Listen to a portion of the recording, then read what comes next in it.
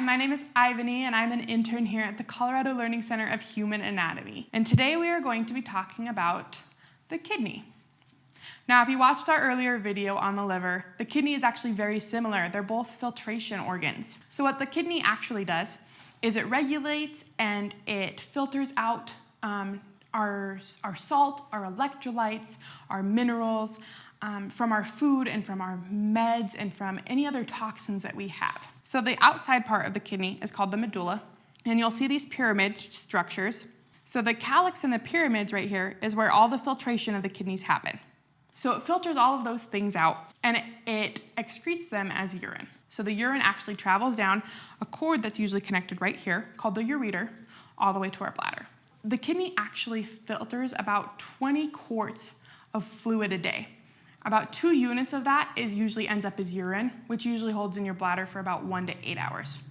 Another main function of the kidney is to release hormones. The biggest one probably is the fact that it releases hormones to regulate your blood pressure, which is super important because we need to know that your heart is working correctly at all times. An interesting fact about our kidney is that you can live asymptomatic with only 10% kidney function, which isn't good, right? We don't want to wait too long to fix any kidney problems, but you can live with only up to 10% function of that kidney.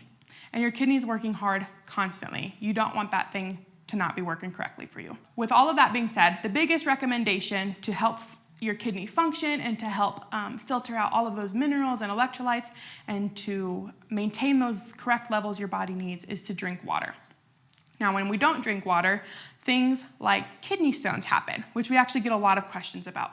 Now, kidney stones are when you get an excess of those salts and minerals, and they build up and form crystals in your ureter. And I don't have a ureter here, but it is just a tiny little tube all the way down to your bladder. And a giant crystal of minerals and salt is not a pleasant thing to have running down there.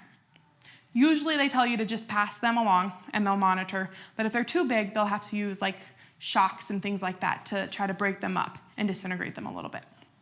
But they're pretty painful, would not recommend, so just make sure you're drinking lots of water. The lots of water goes into other things, such as why is your urine yellow if you're not hydrated? And it's the same thing. Too much minerals get into your urine and they're not filtered out correctly, so your urine's a little darker in color. So the reminder of the kidney is to drink lots of water to keep it regular.